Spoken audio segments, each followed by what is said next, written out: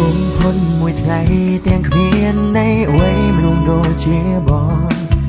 មនុស្សដែលធ្លាប់អង្វរនួលអងសូមអូនគុំចេញទៅសំឡឹងមើលរូបថតធ្វើឲ្យបងនឹកថ្ងៃដែលគ្មានអូននៅមនុស្សដែលយើងស្នេហ៍គ្នាទៅតែចិត្តដែលឈឺវានៅដែលឈឺរៀងដល់ទៅពេលខ្លួនប្រាគុំតួនចាចេញពីបងក្នុងស្ថានភាពបែបនេះបងត្រូវមានតួនាទី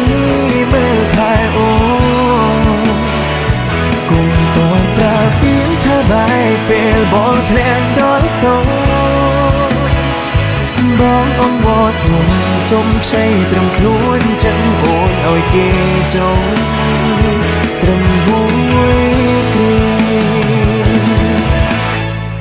សូមបីជញ្ជៀននឹងឈុតរៀបការដែលអូនប្រាថ្នា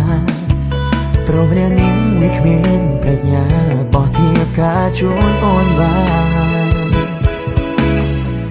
យកទឹកភ្នែកលៀងមុខបាយជាមួយទុកសំគុកនៅមុខចានខួរក្បាលមានតែកល្យានតើរូបបានយូរប៉ុន្មានអូនសុខសាន្តតែរូបបងនេះកាត់ទុកគុំតួនចា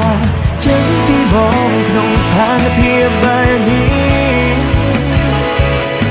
បងត្រូវមានតួនាទីមើលថែអូនគុំតួនប្រើពាក្យថាបាយពេលបងធ្លាក់ដល់សោ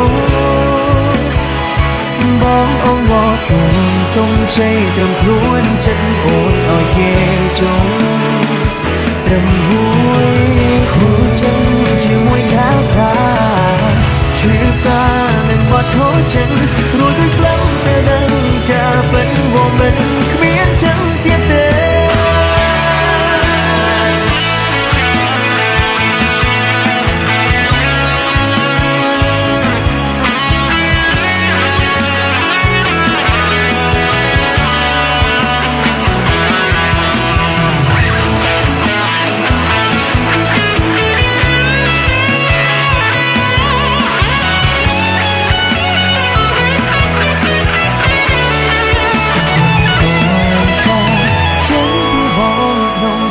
ភាពបែបនេះបងត្រូវមានតួនាទីមើលថែអូនគុំតន់ប្រើពាក្យថាបាយពេលបងធ្លាក់ដល់សោបងអង្វរស្ងួនសុំខ្ចីត្រឹមខ្លួនចេញអូនឲ្យគេចង់គុំតន់ចា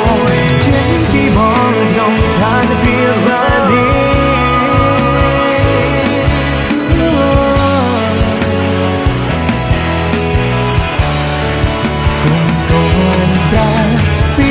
បាយពេលបងធ្លាក់ដល់សោបងអង្វរស្ងួនសុំខ្ចីត្រឹមខ្លួនចិត្តអូនឲ្យគេចង់